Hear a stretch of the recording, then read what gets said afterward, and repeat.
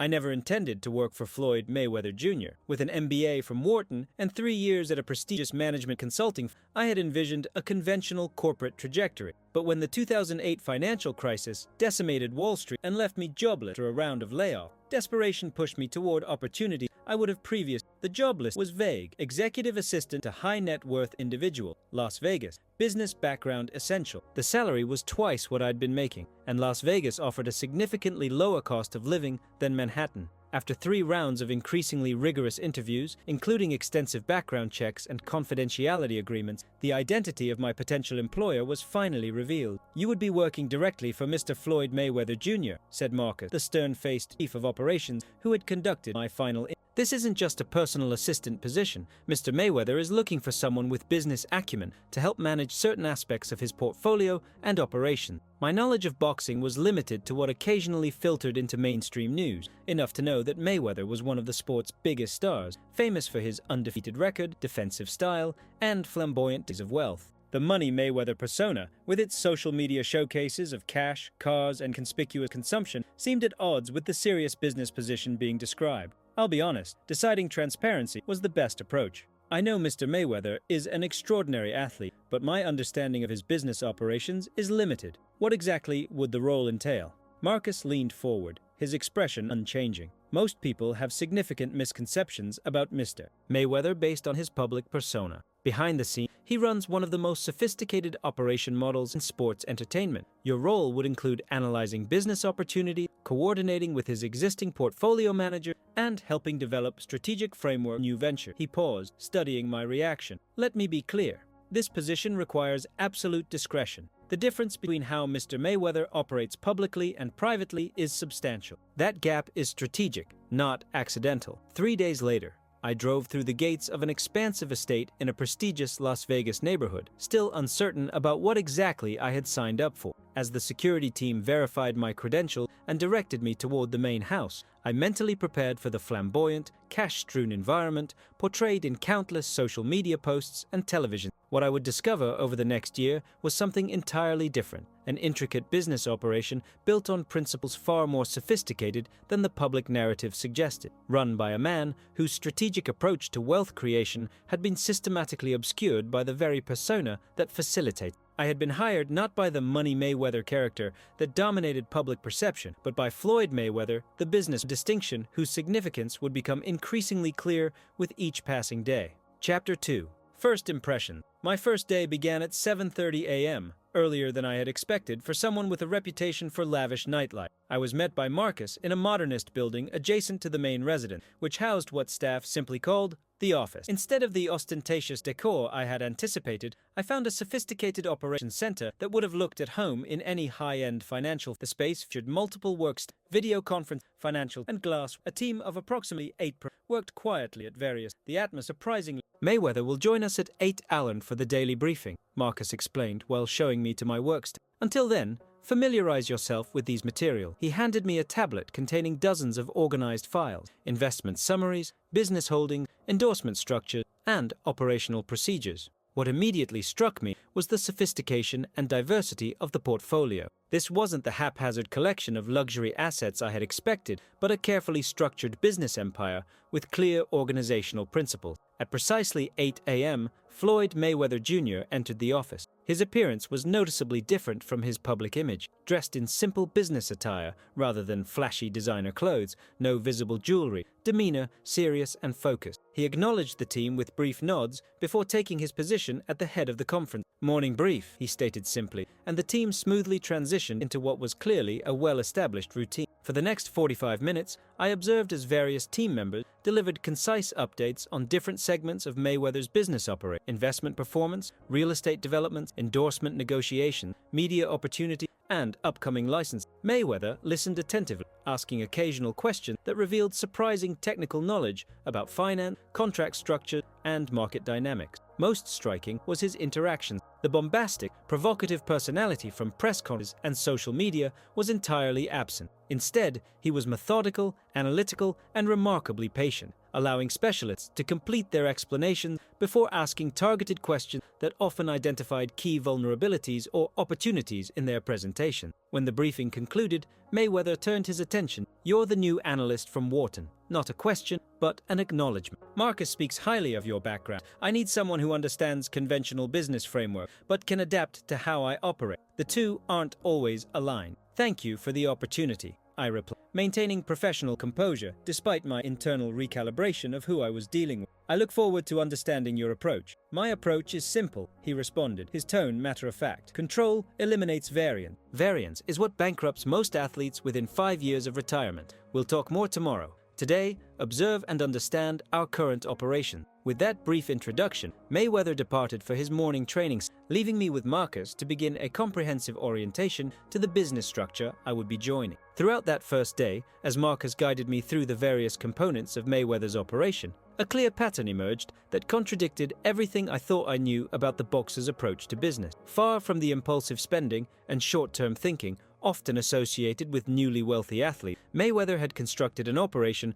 defined by strategic control, vertical integration, and long-term wealth preservation. Most revealing was a comment from Janet, the chief financial strategist who had been with Mayweather for over a decade. During a private moment, while showing me the financial reportings, she noticed my barely concealed surprise at the sophistication of the operation. "The public Floyd, the Money Mayweather persona. That's a carefully constructed business asset," she explained. "The real Floyd approaches wealth like a chess player, not a lottery winner. Everything you think you know about how he handles money is probably backward." By the end of my first day, I understood that I had fundamentally misunderstood who I would be working for. The Floyd Mayweather I had observed was not the character portrayed in media and social platforms, but a disciplined strategist whose business acumen rivaled his fighting prowess. What I couldn't yet grasp was why this stark contrast existed, why one of the most financially successful athletes in history would deliberately cultivate a public image that obscured rather than highlighted his most impressive capabilities. As I would discover in the months ahead, this apparent contradiction wasn't accidental, but represented the core strategic insight that had transformed Mayweather from elite boxer to business phenomenon. The money wasn't just a nickname, it was misdirection in a much larger game. Chapter 3. The Control Principle. By my third week working in Mayweather's organization, I had settled into operational routines while still adjusting to the stark contrast between public perception and private reality. My responsibilities included analyzing potential business opportunities, developing evaluation frameworks for new ventures, and helping coordinate between different branches of Mayweather's growing portfolio. It was during this period that I began to understand the fundamental principle governing Mayweather's approach, what the inner circle simply called the control principle. This wasn't just a preference or personality trait, but a comprehensive strategic philosophy that extended from his fighting style to his business structure. The revelation came during my first private meeting with Mayweather himself. I had prepared an analysis of potential investment opportunity, a chain of fitness seeking his backing and branding, and was scheduled to present my findings directly. The meeting occurred not in the office, but in an unexpected location, a sparsely furnished study adjacent to his home gym, with walls lined with books on business, strategy, and biography, rather than boxing memorabilia or championship belts. Mayweather was dressed in training clothes, having just completed a workout, but his focus was entirely present as I began my presentation. I had structured my analysis according to conventional business school framework: market sizing, competitive landscape, revenue projection, and capital requirement. Midway through, Mayweather raised his hand to pause me. "You're evaluating the wrong variable," he said calmly. "Profitability isn't the primary metric. Control is." He stood and moved to a whiteboard, where he began mapping out an alternative framework for assessment. "Every opportunity must be evaluated through the control matrix: operational control, equity control, exit control, and brand control. Profitability follows control, not the other way around." For the next hour, Mayweather articulated a business philosophy that directly contradicted conventional wisdom about wealth creation, but aligned perfectly with the structure I had been observing. The core tenet was simple yet profound. Meaningful wealth comes not primarily from what you earn, but from what you control. Most athletes focus on maximizing purses or endorsements, he explained, diagramming as he spoke. They take the biggest checks offered, hand control to promoters, managers, and endorsement partners, then act surprised when they end up with nothing. The money flows through their hands, not to them. he continued, revealing an approach that had clearly been developed through years of deliberate strategy. I built my career backward. Every decision, from which fights to take, how to promote them, which sponsors to work with, all centered on the progressive accumulation of control rather than immediate payout. This philosophy illuminated why Mayweather had made career moves that seemed counterintuitive from a conventional perspective, leaving top-rank promotions at the height of his early career, creating Mayweather Promotions, insisting on unprecedented contract structure with HBO and later Showtime,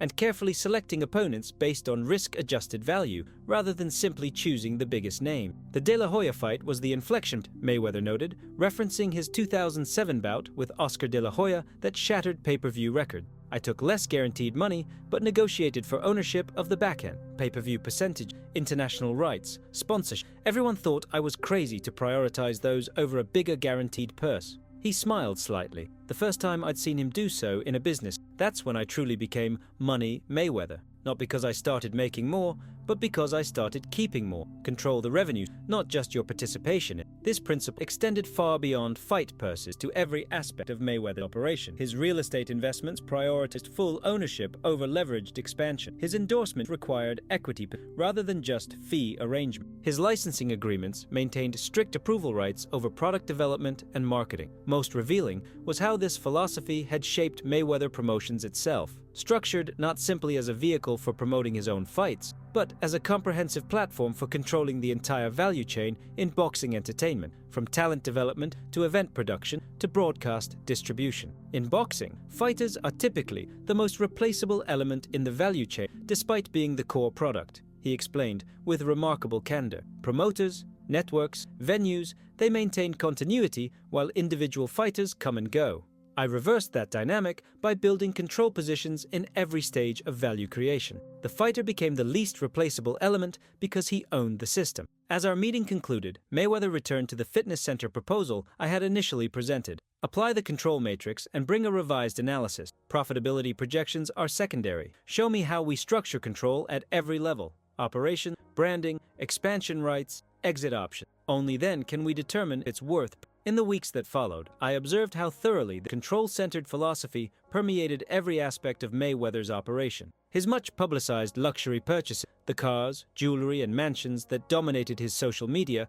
represented a tiny fraction of his actual wealth deployment. The vast majority was directed toward acquiring controlling positions in cash-flowing assets, strategic holding that received no public attention whatsoever. Even more significant was how this principle shaped Mayweather's approach to his personal brand. The Money Mayweather persona, with its flamboyant displays of wealth and provocative statements, wasn't merely self-expression, but a carefully constructed marketing vehicle that generated extraordinary value precisely because it appeared authentic rather than strategic. The money phone call, the cash on Instagram, the outrageous purchase. People think that's impulsive behavior, explained Sarah, Mayweather's longtime brand strategist, during a team meeting discussing upcoming promotional activities. In reality, every major display is scheduled, considered for timing and impact, and measured for engagement. It's content marketing, not personal expression. This revelation, that even Mayweather's seemingly most impulsive public behaviors were actually calculated elements of a comprehensive strategy, transformed my understanding of his entire approach. The control principle extended beyond business structures to encompass perception management itself. By my second month, I recognized that Mayweather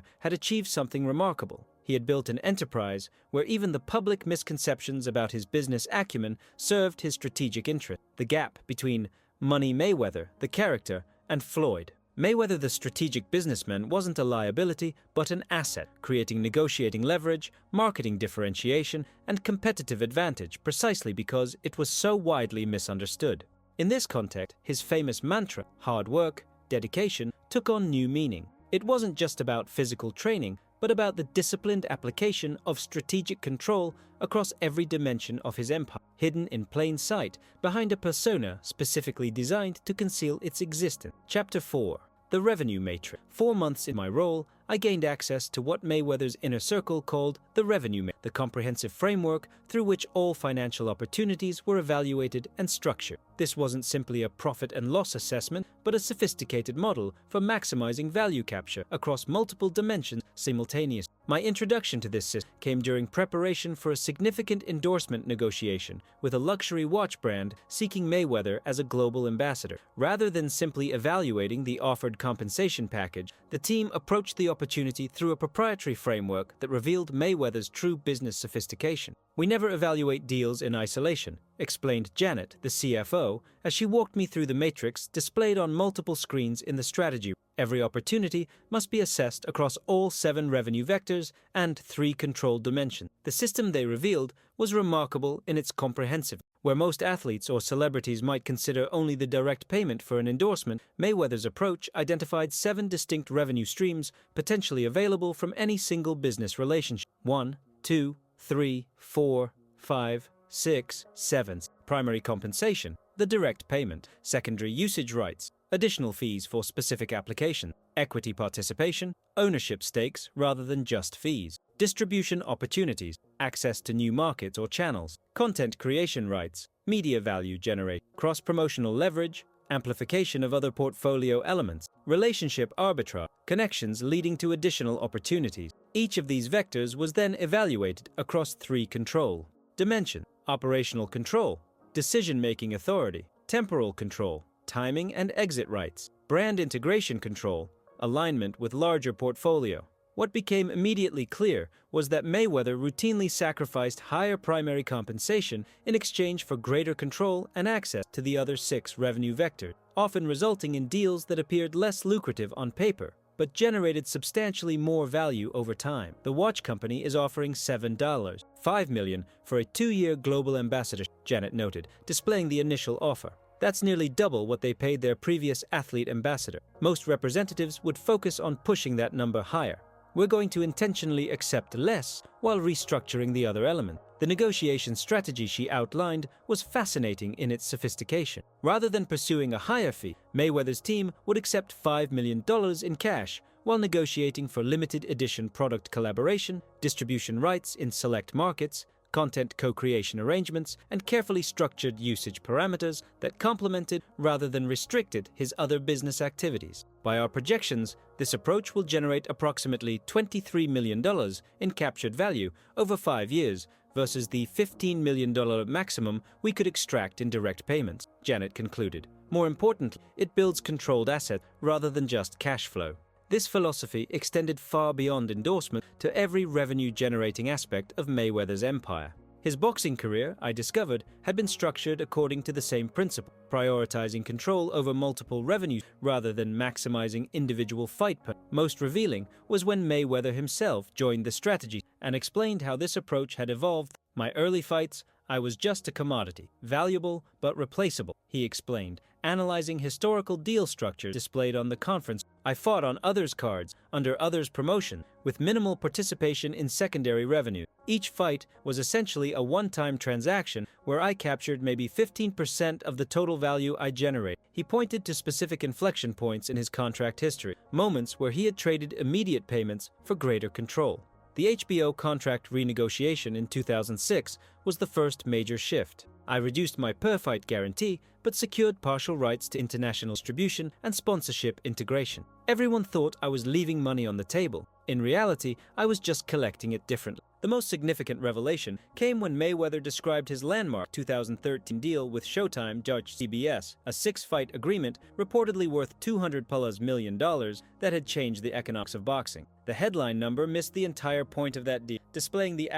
revolutionary element wasn't the per-fight guarantee, but the control provision, full promotional rights retention, cross-platform content ownership, and complete merchandising autonomy. "We effectively rented Showtime's distribution while maintaining ownership of the product. That's what transformed the economic." This perspective illuminated why Mayweather had made career decisions that puzzled outside observers, from opponent selection that sometimes prioritized marketable fighters over the most prestigious challenger, to promotional strategies that emphasized his personal brand, money, over traditional boxing narratives to his insistence on maintaining full ownership of his training content when most fighters gave such access away for publicity. Each decision reflected the systematic application of the revenue matrix, maximizing total value capture rather than individual transaction values. Most fighters think the money is in the purse, Mayweather observed, as our strategy session concluded. The real money is in the structure. A properly structured $30 million fight generates more lasting wealth than a poorly structured $100 million fight. The first is a payment, the second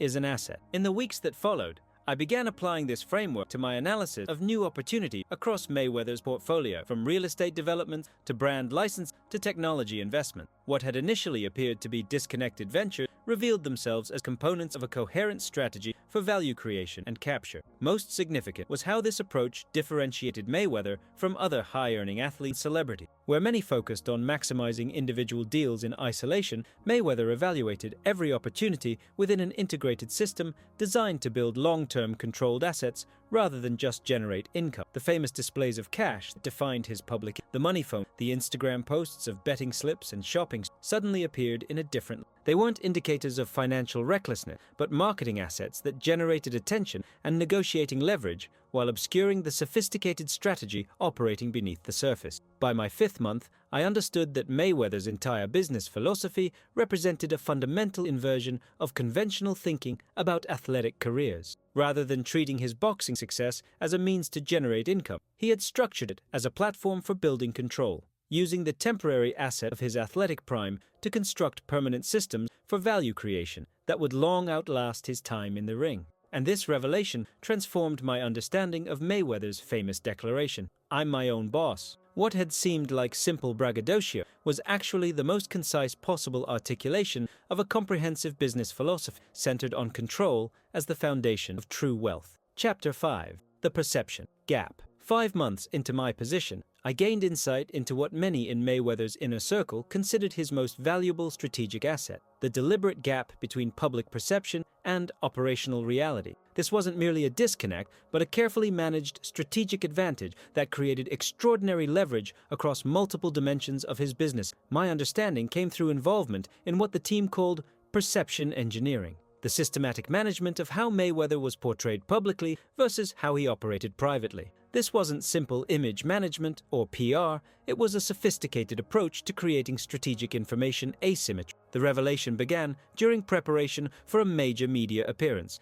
a television interview that would reach millions of viewers. Rather than the standard pre-interview media training I had expected, I observed something far more strategic. Mayweather and his communications deliberately mapping which aspects of his actual business approach would be revealed, which would be obscured, and which would be actively misrepresented. We maintained specific perception gaps in 4 key areas, explained David, Mayweather's longtime media strategist, during the preparations. Each serves a distinct strategic purpose and creates specific advantages in different domains. The framework he outlined was remarkable in sophistication. 1, 2, 3, 4. The financial acumen gap. The public perception of Mayweather as a flashy spender versus the reality of his disciplined investment approach. The decision structure gap. The perception of impulsive, emotional choices versus his actual data-driven, analytical decision-making process. The operational control gap. The perception of a fighter with an entourage versus the reality of an executive with a sophisticated organizational structure. The strategic timeline gap.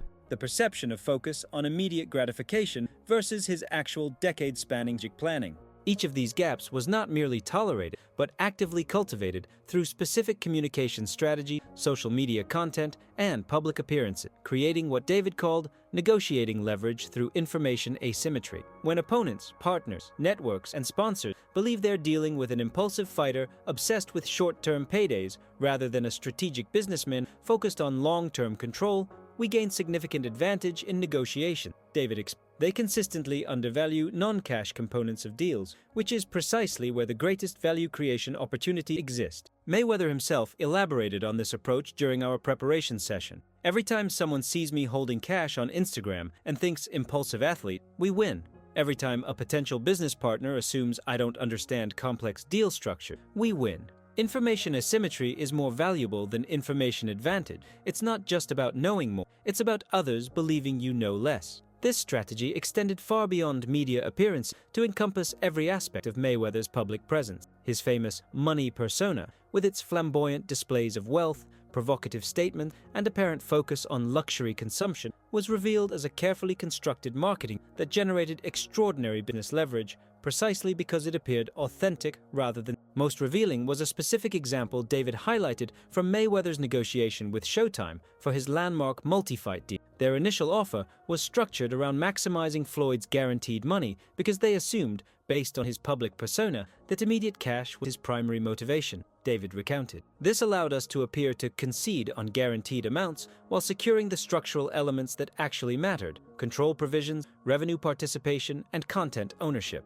They believed they were negotiating against Money Mayweather when they were actually facing Floyd Mayweather, the business. This strategic use of perception gaps extended to Mayweather's fighting career as well. His carefully crafted image as a defensive specialist, obsessed with maintaining his undefeated record, had created the impression that he selected opponents based primarily on risk minimization, a perception that gave him significant leverage in fight negotiation. The narrative that Floyd picks safe fights is profoundly valuable, explained Marcus during a subsequent strategy. It allows us to secure more favorable terms because opponents believe they're being selected for safety rather than optimal risk-adjusted value. Meanwhile, our actual selection criteria are based on sophisticated analytics combining multiple value vectors, nothing to do with simply avoiding risk. As I became more involved in Mayweather's business operation, I observed how thoroughly this strategic perception management permeated every aspect of his empire. The gap between public character and private operator wasn't accidental, but represented a core competitive advantage that few outside his inner circle ever recognized. Perhaps most significant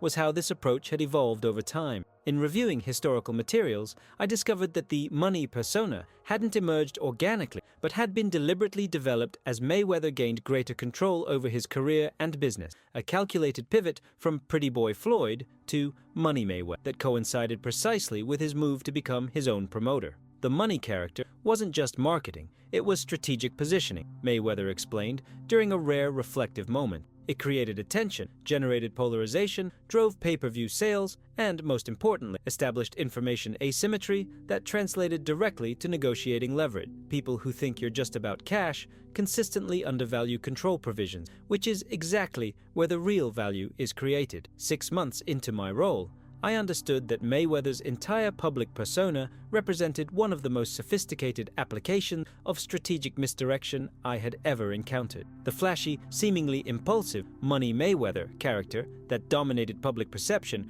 wasn't a liability to his business operation, but its greatest asset, creating systematic advantages across multiple domains by ensuring that counterparties consistently misunderstood his true priorities and capabilities. And this revelation transformed my understanding of Mayweather's famous catchphrase, hard work, dedication. What appeared to be a simple mantra about physical training was actually a coded reference to the disciplined maintenance of strategic perception. The hard work and dedication required not just to build a sophisticated business empire, but to simultaneously project an image concealed its existence. In this light, his most outrageous public displays weren't lapses in judgment, but calculated investments in maintaining the very information asymmetry that had helped make him one of the wealthiest athletes in history. Chapter 6. The Vertical Integration Strategy. 6 months into my position, I gained insight into what Mayweather's team considered the cornerstone of his business empire, his approach to vertical integration. This wasn't simply about owning multiple businesses,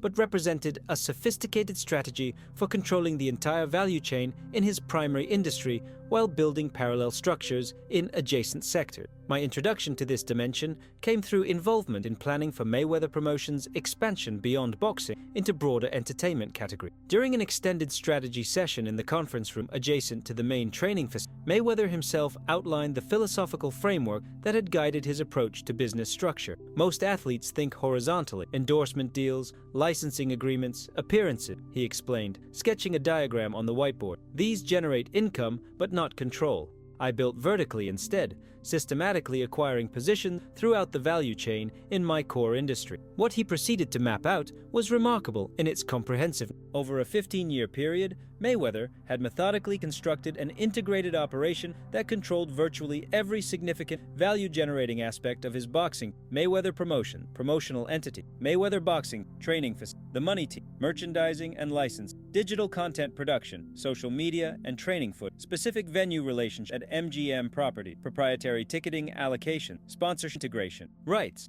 international distribution, partnership, post-fight content ownership. The traditional model positions the boxer as a contract worker within a system controlled by others, Mayweather noted, comparing his structure to conventional approaches. Promoters, venues, networks, sponsors, they all extract value from the fighter's performance while maintaining continuity beyond any individual athlete's career. I inverted that dynamic by progressively acquiring control positions at each value extraction point. This perspective illuminated why Mayweather had made business moves that often puzzled industry observers, from his buyout from top-ranked promotions early in his career, which cost him $750,000 but secured his promotional independence, to his insistence on unconventional venues at MGM properties, to his creation of a proprietary content platform, rather than simply licensing his image to existing. Each move represented not just a business expansion, but a strategic acquisition of control over a specific value extraction point in the boxing ecosystem. The De La Hoya fight in 2007 was the proof of concept, explained Marcus, who had been with Mayweather during this critical period. It wasn't just Floyd's biggest payday to that point, it was validation that the vertical model worked at scale. He didn't just participate in the event as talent, he controlled significant aspects of how value was created and captured from the event. Most revealing was how this approach differed from other athletes who had attempted to expand into business operations, where many created parallel business that leveraged their fame but remained separate from their athletic. Mayweather had integrated his business construction directly into his athletic value chain, using each fight not just to generate immediate income, but to build permanent control position. Most fighter promoters try to manage two separate careers, athlete and businessman. Mayweather, I unified them into a single system where the fighting career became a platform for building the business and the business infrastructure then enhanced the value of the fighting. Each reinforced the other. This perspective explained why Mayweather had structured his later career fight, particularly the record-breaking bouts with Manny Pacquiao and Conor McGregor,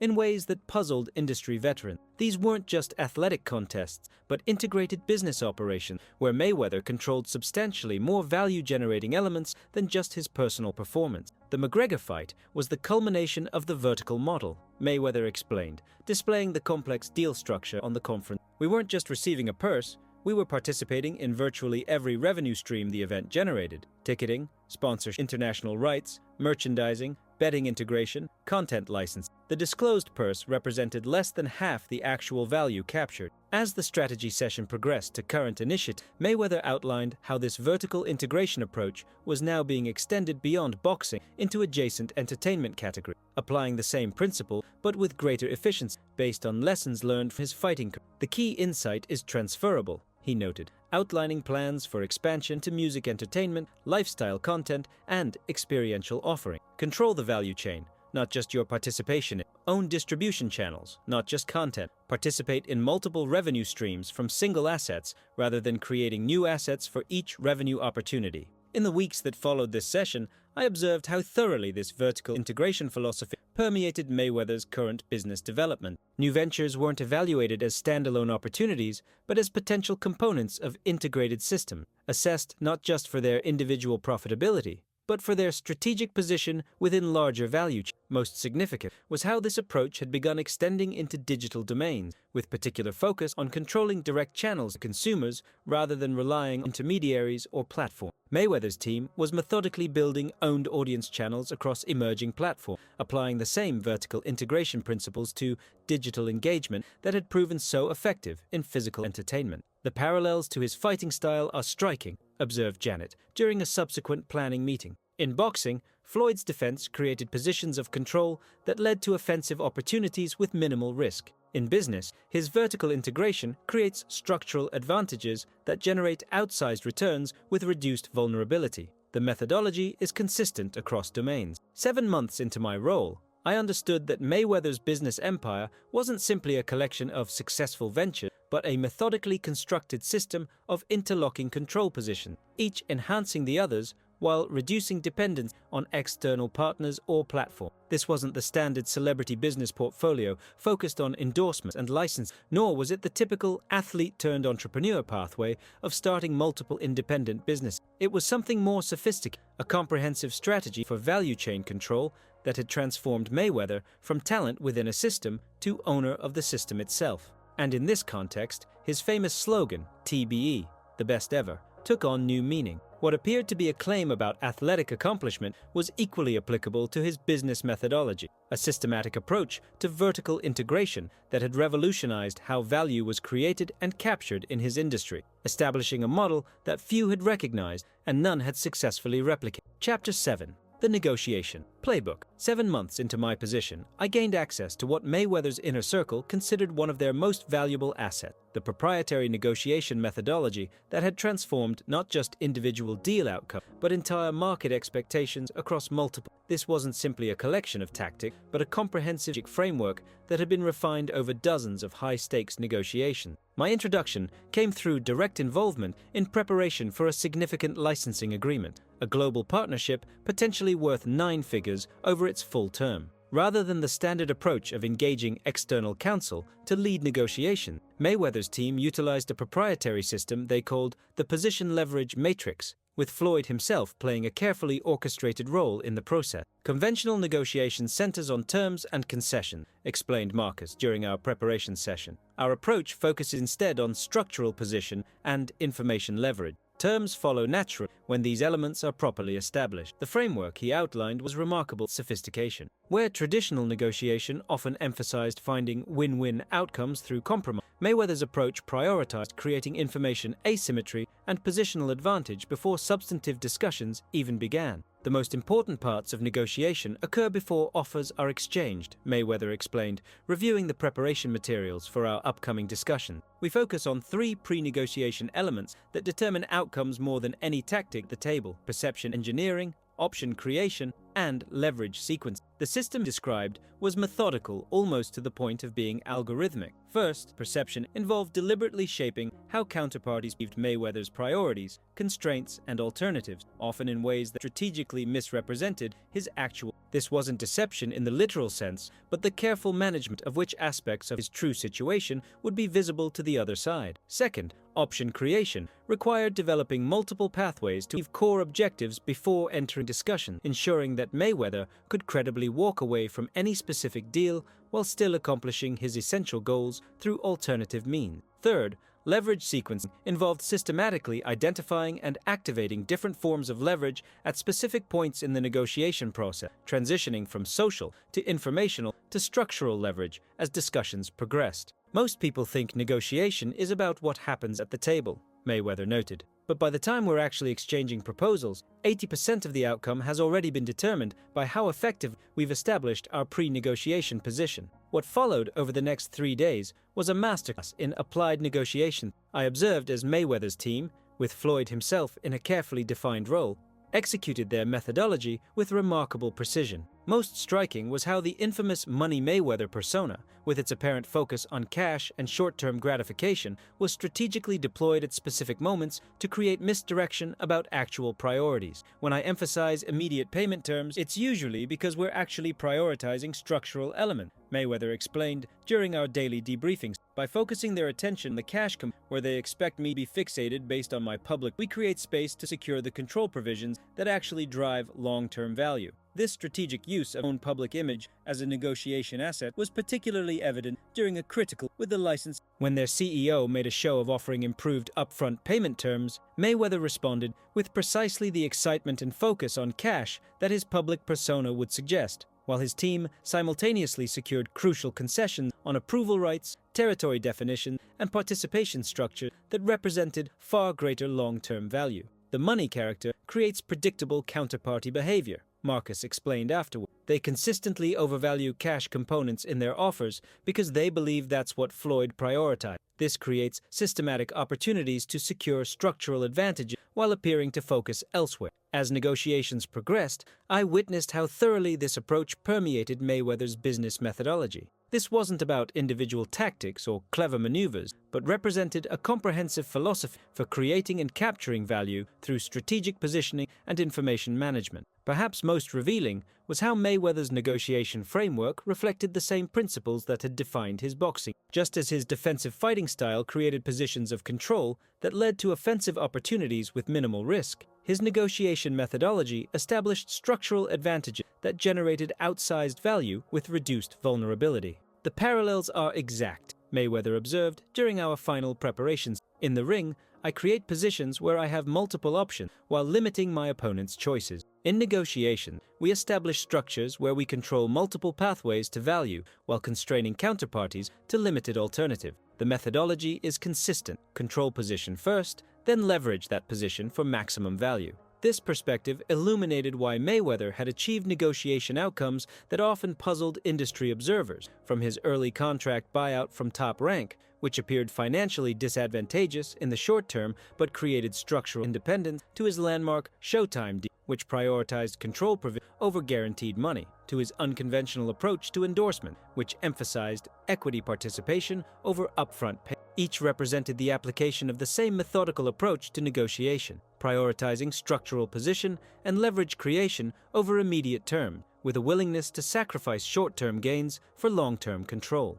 8 months into my role, I understood that Mayweather's extraordinary financial success wasn't simply a function of his athletic achievements or marketing appeal, but reflected the systematic application of a proprietary negotiation methodology that few outside his inner circle ever fully recognized. Where most saw a flamboyant athlete nicknamed Money, I now saw a sophisticated strategist who had developed a comprehensive framework for value creation and capture that transcended conventional approaches to negotiation. And in this context, his famous taunting of opponents, the theatrical money flashing and verbal provocations, revealed itself as something more strategic than simple braggadocio. These weren't just marketing tactics, but negotiation, deliberately crafted elements of perception engineering that created systematic advantages across multiple business contexts by ensuring that counterparties consistently misunderstood his true priorities and capabilities. The greatest fighter of his generation had developed a negotiation methodology as precisely calibrated as his defensive fighting style,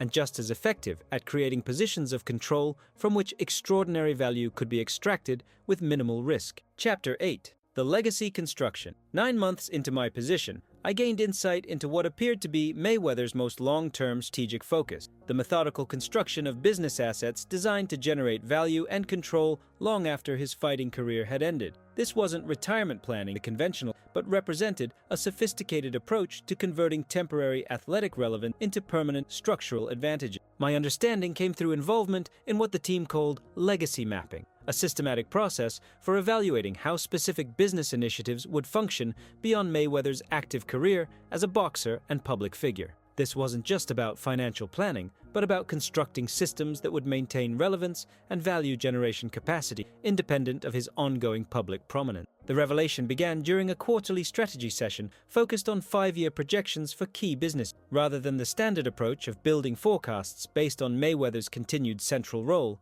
the team utilized a framework that deliberately mapped decreasing reliance on his personal brand over time, transitioning from Floyd-dependent value to Floyd-adjacent, and ultimately, Floyd-independent revenues. Most athletes build businesses that function as long as their name remains relevant, explained Janet, outlining the methodology on the conference room displays. We are constructing systems that initially leverage Floyd's prominence, but progressively develop independent value creation mechanisms that will function regardless of his public profile a decade from now. The framework she described was remarkably forward-thinking, particularly for an athlete still actively competing and at the height of his earning power.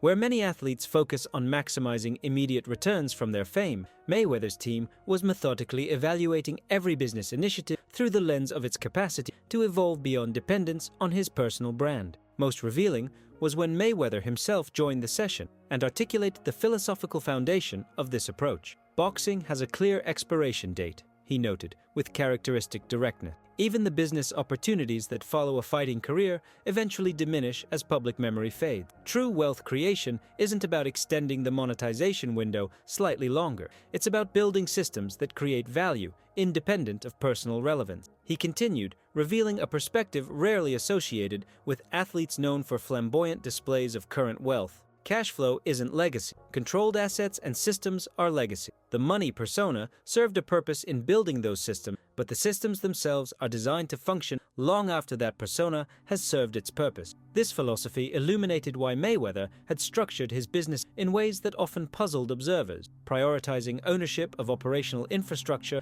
over maximizing immediate return, investing in capacity building over brand and systematically acquiring control positions throughout value chain, rather than simply licensing his name to existing operators. Each represented not just a current business but a legacy construction strategy, building assets designed to generate value beyond his personal brand's peak relevance period. The greatest vulnerability in athlete business portfolios is dependence on sustained public prominence, Mayweather observed during our strategy session. Most build houses on the sand of temporary fame. We're constructing on bedrock, systems that initially benefit from my profile but don't ultimately depend on. This perspective extended to how Mayweather approached his own public persona, where many athletes become increasingly protective of their image as their active careers wind down. Attempting to stay relevant through carefully managed public profile, Mayweather was actively planning for the strategic obsolescence of his personal brand as a primary business driver. The money character was a construction that served specific purposes during a specific period, Mayweather explained, reviewing transition plans for key business. It generated attention, created negotiating leverage, and built initial market position. But the next phase intentionally reduces dependence on that character while preserving the structural advantages it helped create. This approach was perhaps most evident in how Mayweather promotion had evolved from a vehicle primarily focused on promoting Floyd's own fights to a comprehensive boxing promotion enterprise with a developing roster of fighters and expanding event production capabilities. What had begun as a means of capturing more value from Mayweather's own performance was systematically transforming into an operating company with independent value creation potential. Similar evolutions were underway across Mayweather's portfolio, from merchandise operations that were progressively expanding beyond Floyd-branded products to media assets that were developing independent content value beyond documentation of his career, to real estate holding structured for long-term appreciation rather than lifestyle utility. 10 months into my role, I understood that what distinguished Mayweather's business approach from many athlete entrepreneurs wasn't just his current financial success, but his methodical construction of systems designed to outlast his personal brand relevance. Where many focused on extending the monetization window of their athletic fame, Mayweather was building assets that initially leveraged his prominence but were specifically designed to evolve beyond dependence on. And in this context, his famous displays of current wealth, the cash, cars, and conspicuous consumption that defined his public image, appeared in a different light. These weren't just expressions of financial success or marketing tactic, but temporary tools for building attention and leverage, while the real work of legacy construction proceeded largely unnoticed behind them. The true sophistication of Mayweather's business approach wasn't in how effectively he had monetized his fighting career, impressive though that was, but in how systematically he was constructing value systems designed to function long after the money Mayweather persona had served its purpose. In the world of athlete business venture,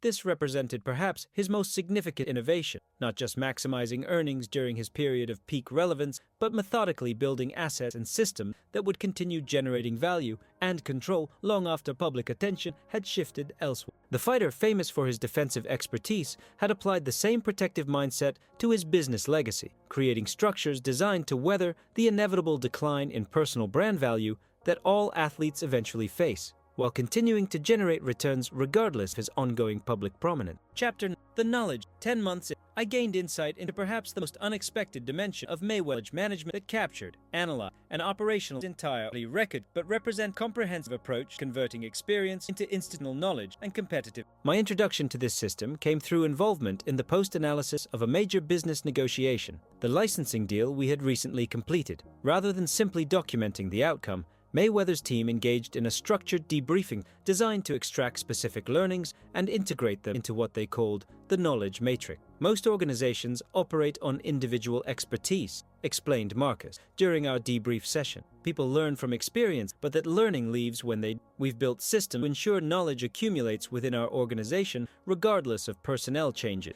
The framework he outlined was remarkably sophisticated. Where many businesses might conduct casual reviews or maintain basic documentation, Mayweather's operation utilized a proprietary methodology for transforming experiential insights into codified knowledge assets that could be applied across different contexts. Most revealing was when Mayweather himself joined the session and articulated the philosophical foundation of this approach. In boxing, experience that isn't systematized becomes just pain without purpose, he noted, drawing explicit parallels between his athletic and business methodology. A fighter might take thousands of punches over a career, but without a system to extract and apply the lessons from each one, they're just accumulating damage without corresponding wisdom. He continued, revealing a perspective rarely associated with athletes known primarily for physical prowess. I built my fighting style around systematic knowledge extraction. Every opponent, every exchange, every round generated specific insights that were immediately integrated into an evolving system. We apply the same approach to business knowledge. This philosophy manifested in a comprehensive knowledge management infrastructure that encompassed multiple dimensions. First, a proprietary database cataloged every significant business negotiation, deal structure, partnership agreement, and market interaction, not just documenting outcomes but mapping specific tactics, counterparty responses, contextual factors, and effectiveness metrics. Second, a systematic debriefing protocol transformed subjective experiences into objective knowledge assets, codifying successful approaches, identifying failure patterns, and extracting transferable principles from specific situations. Third, a knowledge deployment ensured that insights gained in one domain were systematically evaluated for potential application in others, creating cross-functional learning rather than siloed expertise. Most organizations know far less than the sum of what their people know, Mayweather observed during our session. We've built systems to ensure we know more than the sum of our individual experience, creating institutional knowledge that compounds over time regardless of specific personnel. This approach extended far beyond basic business documentation to encompass what Mayweather called pattern recognition at scale,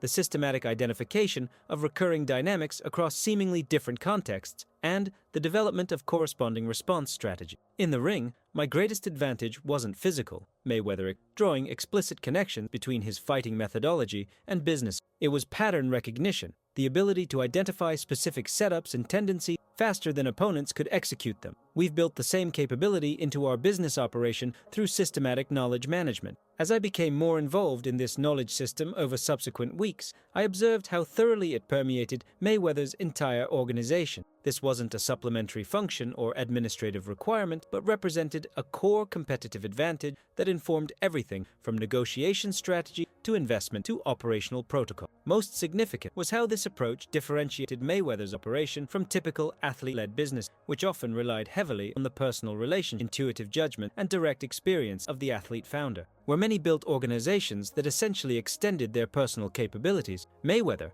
had constructed systems that systematically accumulated knowledge independent of any individual, including himself. The conventional approach centers the athlete as the primary knowledge repository, Mayweather noted during a subsequent strategy session. That creates fundamental vulnerability. When the athlete's attention shifts or memory fades, critical knowledge is lost. We've inverted that dynamic by building systems where knowledge accumulates and compounds regardless of any individual's ongoing involvement. This perspective illuminated another dimension of Mayweather's famous mantra: hard work, dedication. What appeared to be a statement about physical training was equally applicable to his approach to knowledge management, the hard work of systematically extracting insights from every experience and the dedication to building infrastructures that preserved and applied those across context and over time. 11 months into my role, I understood that what truly distinguished Mayweather's business operation wasn't just its current financial success or strategic sophistication, but its systematic approach to knowledge accumulation and application. Where many organizations relied primarily on the capabilities and experiences of key individuals, Mayweather had built systems that methodically extracted, codified,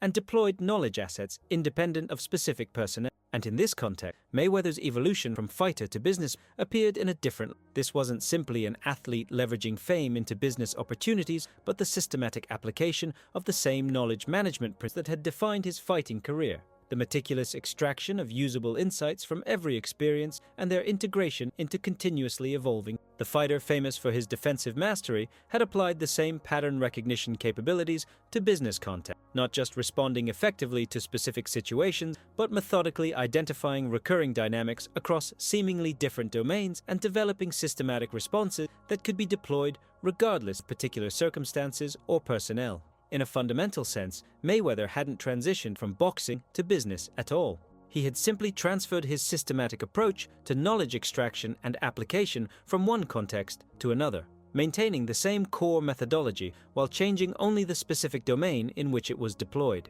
Chapter 10. The Understanding. In my final month working for Mayweather's organization, an unexpected situation provided perfect clarity on everything I had observed throughout the year, bringing into focus the essential nature of his approach to business, fighting, and the construction of lasting value. A documentary crew had arrived to film segments for a retrospective on Mayweather's career, focusing particularly his business success and lifestyle. As part of my responsibilities, I was coordinating logistics of this project, ensuring minimal disruption to operations while facilitating necessary access. On the second day of filming, the crew's director requested an unscheduled interview segment with Mayweather, seeking spontaneous footage of him discussing his financial philosophy amid the backdrop of his car collection, a setting that would align with his public money persona. What happened next revealed the sophisticated relationship between Mayweather's public character and private methodology more clearly than any planned explanation could have captured. In full view of the documentary crew, Mayweather initially responded exactly as his public image suggests, enthusiastically agreeing to showcase his luxury vehicles while discussing financial success in the flamboyant terms associated with the money persona. The crew began setting up equipment, visibly pleased with the apparently authentic display of the character they had come to film. Then, as the director stepped away briefly to consult with his cinematographer, Mayweather turned to Marcus with a subtle hand gesture I had come to recognize as a signal for implementing what the team called perception management protocol. Within moments, the apparently spontaneous showcase had been quietly restructured, specific vehicles repositioned, talking points adjusted, and background elements modified in ways that wouldn't notice, but that would significantly alter the usability for certain purposes. When filming resumed, Mayweather delivered precisely the performance expected, the charismatic money man discussing success amid visible symbols of wealth. The crew captured what they believed was authentic access to the flamboyant character that had made Mayweather a cultural phenomenon beyond boxing. Later that evening, after the crew had departed,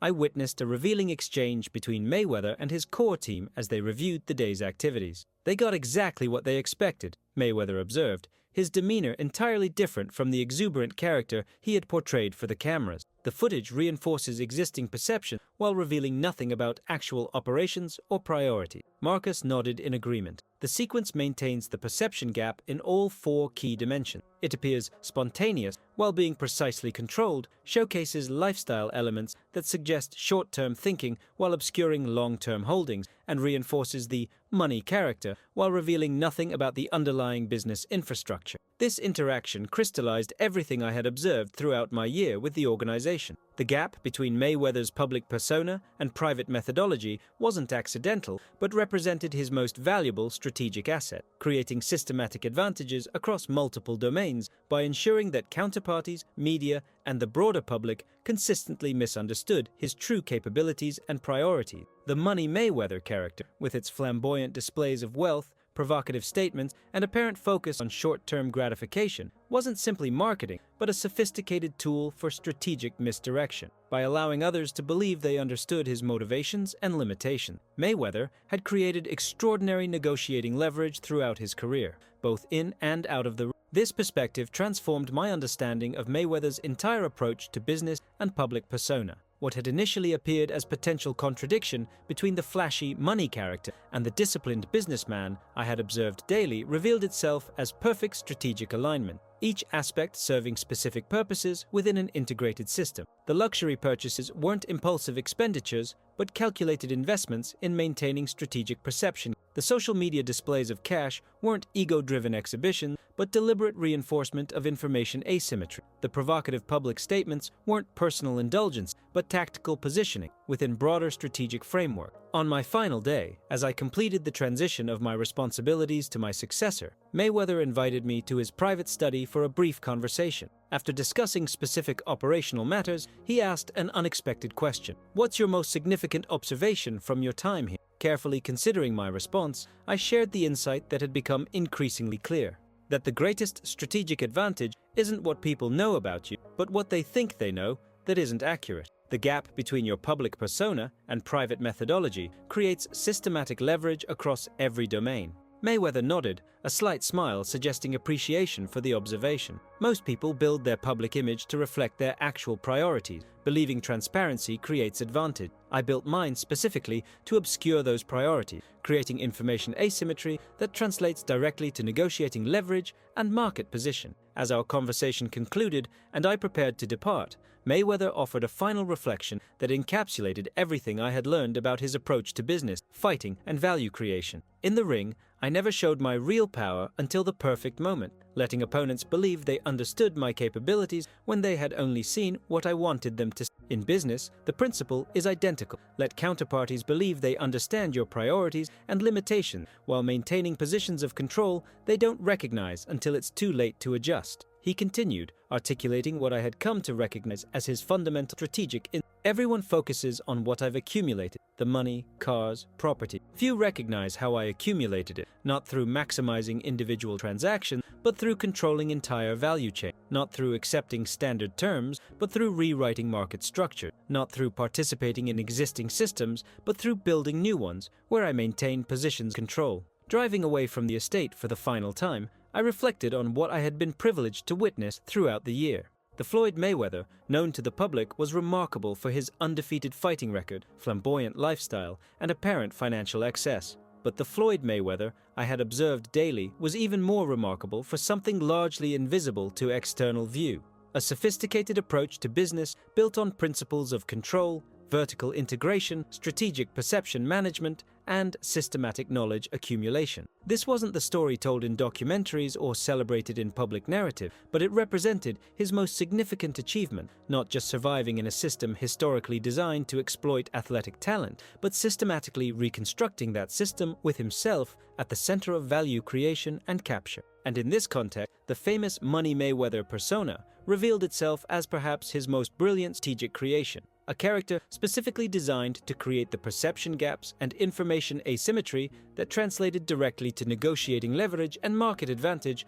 across multiple domains. The undefeated fighter had applied the same defensive mastery that defined his boxing career to his business approach, controlling position, creating angles others couldn't see, and capitalizing on the tendency of opponents to misread his true capability until it was too late to adjust. In a fundamental sense, Floyd Mayweather hadn't been fighting just for championships or purses throughout his remarkable career. He had been fighting for something far more valuable and enduring: control over how value was created, how it was distributed, and ultimately how his achievements would be converted not just into temporary income, but into permanent systems for wealth generation that would continue performing long after his final bow. And that, I now understood, was the essence of how Floyd Mayweather thought like a business. Not about maximizing individual paydays, but about constructing systems of value creation and capture. Not about accumulating luxury assets, but about building control positions throughout entire value chains. Not about participating in existing structures, but about creating new ones specifically designed to favor his strategic position. The fighter, nicknamed Money, had never been primarily focused on money at all. He had been focused on something far more sophisticated and enduring: the systematic accumulation of control as the foundation for true wealth creation, a distinction that made all the difference between temporary riches and lasting financial power.